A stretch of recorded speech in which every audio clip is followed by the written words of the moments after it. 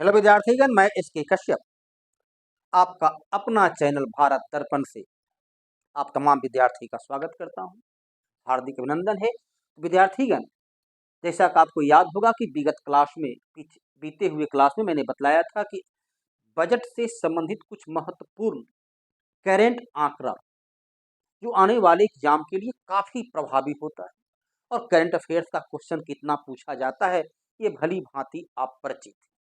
तो आने वाले जो एग्जाम है इसमें बड़े पैमाने पर देखिए बीपीएससी का एक बीईओ ब्लॉक एजुकेशन अफसर का भी एग्जाम आने वाला है।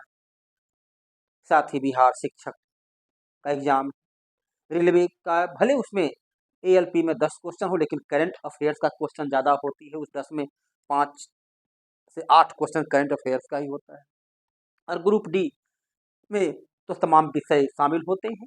तो सभी परीक्षा में पूछे जाने वाले संभावित प्रश्न की तुलना में जो इकोनॉमिक्स का प्रश्न करेंट डाटा पर आधारित होता है उससे जुड़ा हुआ वो प्रश्न के डाटा लेकर आपके सामने आज उपस्थित है और विगत बीते हुए क्लास में मैंने उसकी चर्चा भी किया था। तो अंतरिम बजट से तात्पर्य होता है कि यह पूर्ण बजट नहीं बल्कि 3 महीना के लिए सरकार के द्वारा 3 महीना के लिए अप्रैल, मई और जून के लिए जो बजट पेश किया गया है उस अंतरिम बजट में सरकार ने क्या क्या प्रावधान रखा है। और यूँ तो आर्थिक सर्वेक्षण प्रस्तुत नहीं किया गया लेकिन उसमें जो थोड़ा सा बहुत सरकार ने डाटा उपलब्ध कराया लोकसभा में वित्त मंत्री के माध्यम से 1 फरवरी को, उससे जुड़ा हुआ महत्वपूर्ण तथ्य आपके सामने। तो आप देखिए, देश का जीडीपी ग्रॉस डोमेस्टिक प्रोडक्ट किसी भी देश की विकास का जीडीपी दर के आधार पर ही ज्ञात करते हैं। तो 2022-23 में भारत का जीडीपी दर 7.2% था, जो 2023-24 में 7.3% रहने का अंतिम अनुमान, अभी तो नहीं कह सकते अनंतिम अनुमान, क्योंकि अभी 2024 का मार्च का महीना अभी पूरी तरह समाप्त नहीं हुआ है। तो 7.3% रहने का अनुमान है। पीसीआई पर कैपिटा इनकम, यहाँ पर 2 डाटा है। एक है फिक्स प्राइस अर्थात 2011-12। फिक्स प्राइस से तात्पर्य होता है अस्थिर कीमत 2011-12 के आधार पर भारत का प्रति व्यक्ति आय 98,374 रुपया 2022-23 में था, जो इस वर्ष बढ़कर 2023-24 में 1,04,550 रुपया होने की संभावना है। उसी प्रकार करंट कीमत पर अर्थात 2011-12 में जितना वस्तु को हम लोग 98,374 रुपया में खरीद सकते थे उतना वस्तु ही उतनी ही मात्रा खरीदने के लिए आज हमें 1,72,276 रुपया देना पड़ रहा है। तो करंट कीमत पर हमारी प्रति व्यक्ति वार्षिक आय 1,72,276 रुपया और 2023-24 वर्ष में बढ़ करके वह 1,85,854 रुपया हो गया। ये डाटा काफी महत्वपूर्ण है और पूरे वर्ष इस प्रकार के डाटा को पूछा जाता रहता है। साथ ही राजकोषीय घाटा, भारत जैसे विकासशील देशों में मैंने कल भी बतलाया था कि घाटे का बजट ही प्रस्तुत किया जाता है जहां पूंजीगत व्यय की तुलना में पूंजीगत आय कम होती है। तो राजकोषीय घाटा 5.8% रहा 2023-24 में और अगले वर्ष सरकार इसको कंट्रोल करेगी और 5.1% तक उसे सीमित करने का सरकार ने लक्ष्य रखा है। यहाँ पर ये जो आपके सामने है ये सरकार का लक्ष्य है और ये सरकार की प्राप्ति की संभावना है। राजस्व घाटा 2.8% रखने का संभावना है और अगले साल सरकार उसे घटा करके 2% अर्थात जीडीपी का कितना 2.8, तो जीडीपी का 2.8 रहा और 2% रखने का सरकार लक्ष्य रखा है। प्राथमिक घाटा 2.3% जीडीपी का रहा 2023-24 में और अगले वित्तीय वर्ष या चालू वित्तीय वर्ष में 1.5% सरकार रखने का लक्ष्य निर्धारित किया है।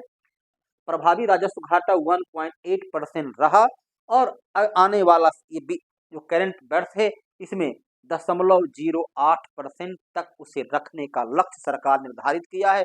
अब कितना लक्ष्य रखता है और कितना प्राप्त होता है ये तो आने वाला समय बताएगा। तो ये करेंट डाटा से जुड़ा हुआ। इसके अलावा सरकार का जो राजस्व का स्रोत है, सरकार का जो इनकम का स्रोत है, तो इस वर्तमान जो वित्तीय वर्ष चल रही है, इसमें सरकार को कहां से क्या प्राप्त हो सकता है अनुमानित तौर पर, और सरकार उसको कहां कहां खर्च करने जा रही है, इसका संबंध में विशेषकर जो बड़े बड़े मद होते हैं उस मद से जुड़ा हुआ बराबर पूछता है कि सरकार को यदि 1 रुपया का इनकम है, उस 1 रुपया में इनकम में सरकार को कहां से क्या क्या आएगा।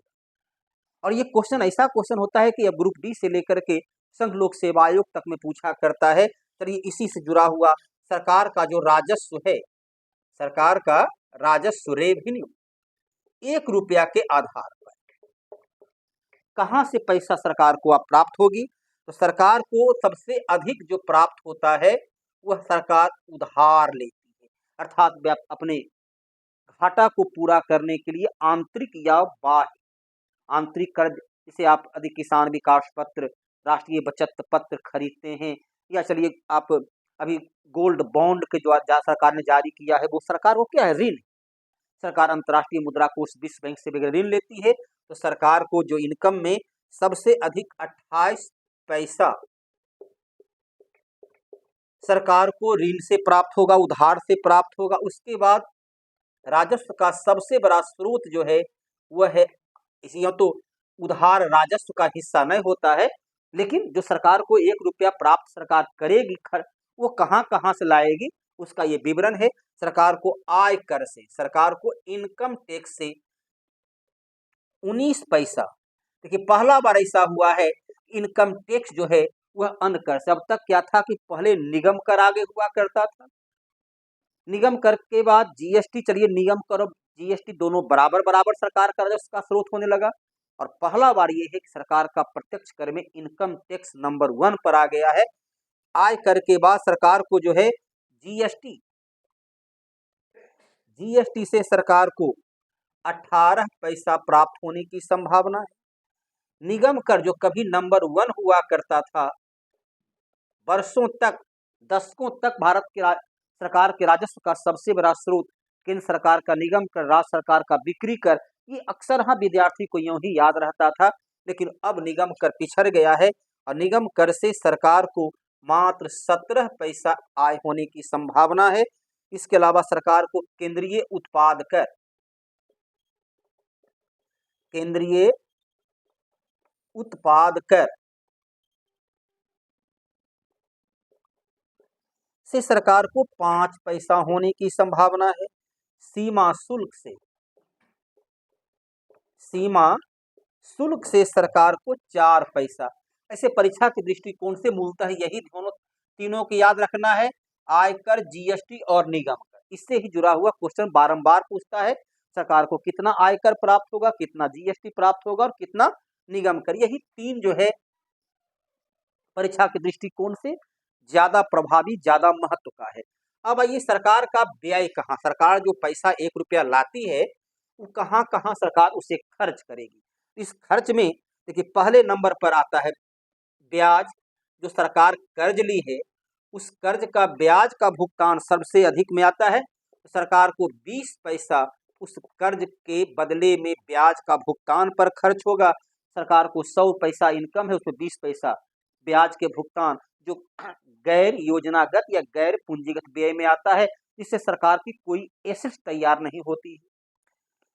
उसके बाद सरकार का दूसरा जो सबसे बड़ा स्रोत होता व्यय का खर्च का जो क्षेत्र है वो कर, जो कि राज्य को उसमें हिस्सा दी जाती है। सरकार का जो कर है, जो सरकार का इनकम है, उसमें राज्यों को जो अंश देती है, सरकार राज्यों को अंशदान करती है, वो भी 20 पैसा है। सरकार का तीसरा जो है वो केंद्रीय योजना है, जो सरकार विभिन्न प्रकार की योजना चलाती है, या सरकार जो विकासात्मक कार्य पर खर्च करती है। सरकार का जो पूंजीगत व्यय होता है, तो केंद्रीय योजना पर सरकार 16 पैसा खर्च करेगी। रक्षा, ये बराबर पूछा जाता है, सरकार रक्षा पर 8 पैसा खर्च करेगी। वित्त आयोग के सिफारिश पर, वित्त आयोग के सिफारिश पर राज्य को, सरकार जो राज्य को भुगतान करता है वह भी आपका 8 पैसा होता है। इस प्रकार से सरकार के द्वारा जो आय और व्यय का मुख्य स्रोत है, सरकार कहाँ खर्च करती है और कहाँ सरकार को इनकम प्राप्त होता है, यहाँ पर खास करके ये तीनों बारंबार पूछा जाने वाला। इधर रक्षा के क्षेत्र पर सरकार कितनी खर्च करती है, ये क्वेश्चन बारंबार पूछा जाता है। यहाँ पर 4 जो है तुलनात्मक रूप से अन्य की तुलना में ज्यादा प्रभावी है, ज्यादा महत्व का है, जो क्वेश्चन के रूप में पूछा जाता है। तो भारत सरकार ने जो दिखलाया है कि हमारा 1 रुपया जो हम कमाते हैं उसमें कहाँ से क्या क्या प्राप्त होता है और 1 रुपया जो हम खर्च करते हैं वो कहाँ कहाँ खर्च कर रहे हैं। तो ये सरकार का काफी महत्व का आय और व्यय का जो विवरण होता है, जो बजट बीते हुए क्लास में मैंने बतलाया था, सरकार के आय और व्यय का वार्षिक विवरण को बजट कहते हैं। उसी विवरण को यहाँ पर आपके सामने रखा गया है और ये याद रखिएगा परीक्षा के दृष्टिकोण से काफी महत्व का है। अब इसी से जुड़ा हुआ सरकार का कुछ अन्य आंकड़ा है। सरकार ने जो कुछ अन्य आंकड़ा जारी किया है उससे संबंधित आपके सामने रख रहे हैं। सरकार का जो आंकड़ा है वह काफी महत्व का है। सरकार जो व्यय करती है उस व्यय का 2 क्षेत्र होता है। एक को कहते हैं पूंजीगत व्यय, पूंजीगत व्यय, और एक को कहते हैं गैर पूंजीगत व्यय, गैर पूंजीगत व्यय। पूंजीगत व्यय अर्थात जिस खर्च से सरकार का एसेट्स तैयार होता है, परिसंपत्ति तैयार होती है। तो सरकार जो बजट में दिखलाई है कि 34% वह पूंजीगत व्यय है और 64 और कितना बचा 66%। तो 66% गैर पूंजीगत व्यय। गैर पूंजीगत में क्या क्या आता है बीते हुए क्लास में याद कीजिए। मैंने बताया था ब्याज का भुगतान, प्रतिरक्षा पर किया गया खर्च, वैदेशिक नीति पर किया गया खर्च, सामाजिक सुरक्षा पर किया गया खर्च, वेतन और पेंशन पर। बस यही 6 क्षेत्र है। इसको याद रखिए, सरकार का जितना भी खर्च है या तो वो पूंजीगत है या गैर पूंजीगत है। तो गैर पूंजीगत 5-6 को याद रखिए, शेष पूंजीगत व्यय में आ गया। तो 5-6 क्षेत्र को याद रखना है। सरकार अपनी 34% पूंजीगत व्यय, जिससे सरकार का एसेट तैयार होता है, अर्थात सरकार 100 रुपया कमाएगी, उससे सड़क बनाएगी, बिजली का निर्माण करेगी, रेलवे पर खर्च करेगी या अन्य प्रकार की सौर ऊर्जा से लेकर के शिक्षा पर खर्च करेगी, रक्षा उपकरण पर खर्च करेगी। तो सरकार का खर्च का 34%, 34% वह पूंजीगत व्यय है और शेष गैर पूंजीगत व्यय है, जिससे सरकार की कोई एसेट तैयार नहीं होती है। इसके अलावा सरकार को इस वर्ष जो है विनिवेश, दिस इन्वेस्टमेंट, विनिवेश से सरकार ने लक्ष्य रखा है उसे 50,000 करोड़, 50,000 करोड़ रुपया का आय प्राप्त होने की संभावना है। अब इसी को चलिए आप लोग क्या बोलते हैं कि सरकार कंपनी बेच रही है। कई प्रकार का विद्यार्थी में इस प्रकार के विचार आते रहता है। तो विनिवेश की शुरुआत होती है 1991 की नई आर्थिक नीति से। सरकार बदलती गई लेकिन विनिवेश की नीति 1991 में पीवी नरसिंह राव प्रधानमंत्री थे, मनमोहन सिंह वित्त मंत्री थे, फिर अटल बिहारी वाजपेयी का चलिए लंबा 6 वर्ष का कार्यकाल रहा, फिर 10 वर्ष मनमोहन सिंह और फिर 10 वर्ष चलिए नरेंद्र मोदी। तो सरकार बदलती कैसे भी आपको पता है कि लोकतंत्र की विशेषता होती है, जहां व्यक्ति बदल जाता है, सरकार बदल जाती है, लेकिन नीति, विधि, नियत वही रह जाती है। तो स्थिति वही है। 1991 की नई आर्थिक नीति से विनिवेश की प्रक्रिया चल रही है और वो अनवरत रूप से, अब जिसे बेचना आम भाषा बोलते हैं, वो बेचना नहीं होता है, उसके 2 पहलू होते हैं। सरकार विनिवेश क्या होती है? निवेश सरकार ने जो सार्वजनिक क्षेत्र में, रेलवे में, रक्षा के क्षेत्र में या अन्य क्षेत्र में जो सरकार का उपक्रम है, सरकार की कंपनी है, हवाई अड्डा है, बंदरगाह है, तो जो सरकार ने वहां निवेश किया है, इन्वेस्ट किया है, उस निवेश की राशि को सरकार वापस लेती है और वहां पर उतने निवेश, निजी पूंजी के रूप में उतना धन डाल देती है। तो उत्पादन पर कोई प्रभाव नहीं आता है, उत्पादन की प्रक्रिया अनवरत रूप से चलते रहती है। सरकार सिर्फ स्वामित्व में अंतर आ जाता है और उसमें कोई परिवर्तन नहीं होता है। केवल और केवल स्वामित्व का परिवर्तन होता है। अब निजी क्षेत्र जो है वह यकीनन तौर पर लाभ कमाना उसका उद्देश्य होता है, तो लाभ कमाने के लिए वह नया रिसर्च करता है, नई तकनीक का प्रयोग करता है, श्रम की जगह पर वो पूंजी को प्रधानता देता है, जिससे उत्पादन की प्रक्रिया में तेजी आती है, उत्पादन में तीव्र गति से विकास होता है। तो इसलिए विनिवेश, सरकार को विनिवेश से 50,000 करोड़ रुपया की इनकम होने की संभावना है। सरकार जो है एक नई योजना चला रही है जिसका नाम है सूर्योदय योजना। सूर्योदय योजना के तहत क्या है, काफी महत्वपूर्ण है, पर्यावरण की दृष्टिकोण से और राजस्व के दृष्टिकोण से, विकास के दृष्टिकोण से यह मील का पत्थर साबित होगा। तो सूर्योदय योजना के तहत सरकार ने लक्ष्य रखा है कि 1 करोड़ घर, 1 करोड़ घर के छत पर, आपका छत खाली रहता है, उसकी कोई उपयोगिता नहीं होती है, और कभी ठंडा के दिन में धूप में उसको सेंकते हैं, तो कभी चलिए गर्मी के दिन में रात्रि में कुछ देर समय बैठते हैं, लेकिन मूलतः छत तो कोई काम का आता नहीं है। उस छत पर सरकार के द्वारा सौर प्लांट लगाना है। 1 करोड़ घर पर सरकार ने सौर ऊर्जा के लिए सौर प्लांट लगाने का निर्णय रखा है। और उससे क्या होगा कि आप जिसके घर पर इसको लगाया जाएगा उसको 300 यूनिट, जिसके घर पर इसे लगाया जाएगा उसको सरकार के द्वारा 300 यूनिट बिजली फ्री में दी जाएगी। उसका नाम रखा गया है रूफ टॉप सोलर सिस्टम। नाम क्या है? Roof top solar system. Roof top solar system का सरकार प्रयोग करेगी, और जिसके घर पर लगाया जाएगा उसके घर को 300 यूनिट प्रत्येक माह। अब 300 यूनिट देखिए, सामान्य अवस्था में कृषक परिवार या पटने में भी रहते हैं, तो औद्योगिक उत्पादन को छोड़ दिया जाए, एक घर में सामान्य अवस्था में फ्रिज, एसी, कूलर भी है, तो 300 यूनिट एक महीना बिजली अधिक खपत नहीं करते हैं, तो लगभग आपका बिजली बिल जो है सो शून्य हो जाएगा। सरकार की प्लांट रहेगी, छत आपका रहेगा, सरकार को बिजली देने का जो हर घर में तार पोल खंभा गड़ता है उसकी भी सरकार को बचत हो जाएगी, सरकार को ही बचत और आपको भी बचत होगी। तो ये सरकार की एक महत्वपूर्ण योजना इसी वर्ष जो है सो लॉन्च की गई है। और ये जो क्वेश्चन है सूर्योदय योजना, ये बारंबार पूछा जाएगा, याद रखिएगा, ये क्वेश्चन यकीनन तौर पर आपको आएगा।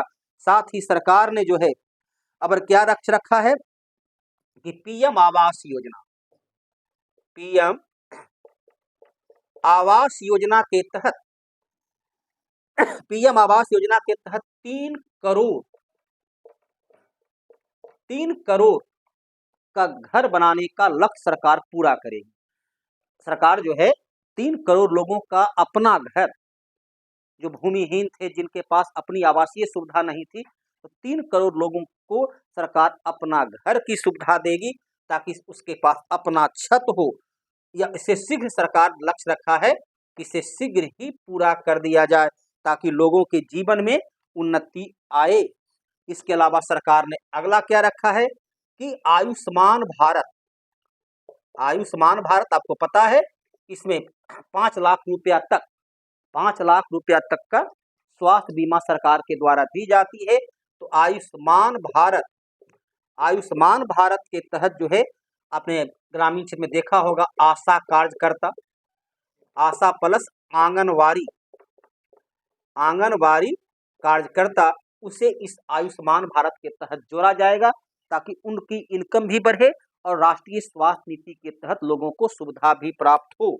इसके अलावा सरकार की एक और महत्वाकांक्षी योजना है, वह है ये लखपति दीदी,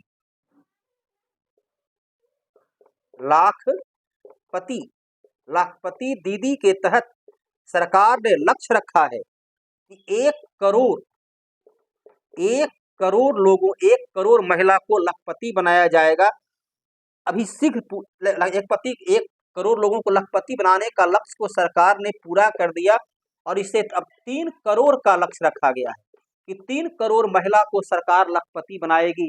उसे ड्रोन के माध्यम से, ड्रोन को चलाने, उसका प्रयोग करने का प्रशिक्षण दिया जाएगा, ताकि कृषि कार्य में भी उन महिलाओं का सेल्फ हेल्प ग्रुप आपने नाम सुना होगा, सेल्फ हेल्प ग्रुप, स्वयं सहायता समूह से जुड़ी हुई महिलाओं को सरकार ने 3 करोड़ महिला को लखपति बनाने का लक्ष्य रखा है। 1 करोड़ का लक्ष्य पूरा हो चुका है, 3 करोड़ का लक्ष्य रखा हुआ है। 2 करोड़ महिला को लखपति बनाना है और उसमें आधुनिक तकनीक से उसे प्रशिक्षित भी करने की सरकार ने योजना बनाया है। इसके अलावा चलिए ये तो हो गया। अब आइए रेलवे के क्षेत्र में सरकार ने आम नागरिक को सुविधा देने के लिए 40,000 सामान्य रेलवे जो कोच है, सामान्य रेलवे रेल कोच को सरकार जो है उसे अत्याधुनिक सुविधा से संपन्न करना चाहती है और वंदे भारत मानक के तहत उसे लाया जाएगा ताकि बैठने में सुविधा हो, यात्रा सुगम हो, यात्रा में कठिनाइयां नहीं हो। लोगों को परेशानी से मुक्त करने के लिए सरकार ने वंदे भारत जो ट्रेन चल रही है उस ट्रेन के बोगी की तरह उस बोगी को बनाया जाएगा ताकि आपकी यात्रा सुरक्षित जर्नी जो है सो सुरक्षित यात्रा हो सके। सरकार उसका भी प्रबंध करने जा रही है। साथ ही सरकार जो है इंफ्रास्ट्रक्चर के विकास के लिए, आधारिक संरचना के विकास के लिए भी रेलवे में 3 नई कॉरिडोर योजना की शुरुआत सरकार करना चाहती है ताकि आधारिक संरचना का विकास हो सके। 3 रेल कॉरिडोर और तीनों का उद्देश्य फिक्स कर दिया गया है। पहला जो कॉरिडोर का सरकार ने उद्देश्य रखा है वो रखा है कि ऊर्जा के अलावा जो है इसमें ऊर्जा के अलावा खनिज,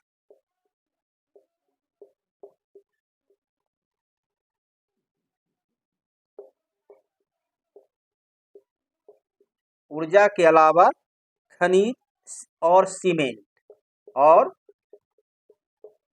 सीमेंट के क्षेत्र का इसमें विकास किया जाएगा। उस कॉरिडोर से ऊर्जा के लिए खनिज और सीमेंट, ऊर्जा के लिए मतलब कोयला, खनिज और सीमेंट का प्रयोग किया जाएगा। उससे यातायात को सुगम बनाया जाएगा ताकि आसानी से रेलवे तक वह अन्य उत्पादक तक वह पहुंच सके।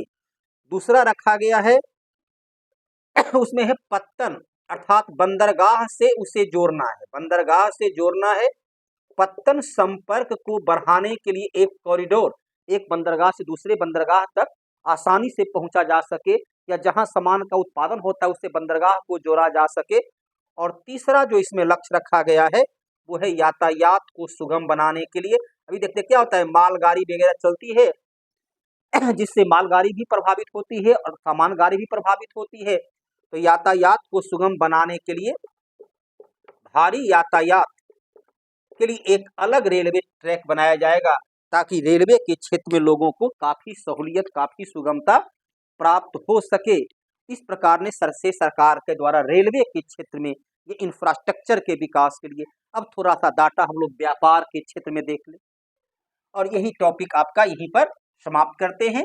व्यापार के बाद जो है सरकार का कुल आयात और निर्यात, जिसे व्यापार शेष, भुगतान संतुलन और बैलेंस ऑफ ट्रेड 2 शब्द का प्रयोग होता है। सरकार का आयात और निर्यात से जुड़ा हुआ तो हमारा लाभ जो है अमेरिका, यूएसए, संयुक्त अरब अमीरात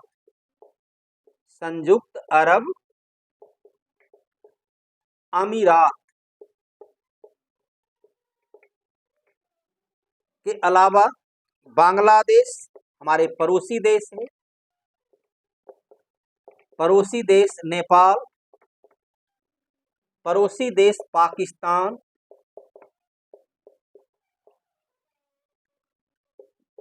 दक्षिण पूर्व एशिया का देश वियतनाम, यूरोप का देश नीदरलैंड और पड़ोस का श्रीलंका।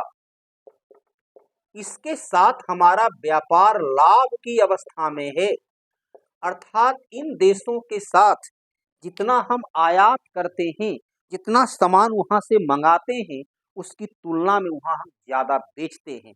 लेकिन यही अब देखते हैं, यहाँ तो हम लाभ की अवस्था में हैं, लेकिन हम पड़ोसी देश चीन, दक्षिण कोरिया, दक्षिण कोरिया, सऊदी अरब, ईरान, इराक इत्यादि से घाटा की अवस्था में है।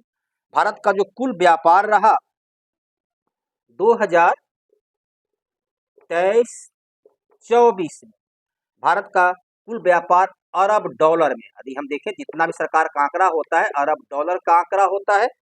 अरब डॉलर में हमारा टोटल निर्यात, अर्थात हमने 20 पहले चलिए आयात क्योंकि घाटा में है, तो हमारा टोटल आयात अर्थात पेट्रोलियम से लेकर के अन्य जो वस्तु हम मंगाते हैं वो 634.39 अरब डॉलर का सामान हम मंगाए और बेचे कितना, तो हमने इस दरमियान जो बेचे वो है 565.04 डॉलर का, अरब डॉलर का, अर्थात हमारा व्यापार घाटा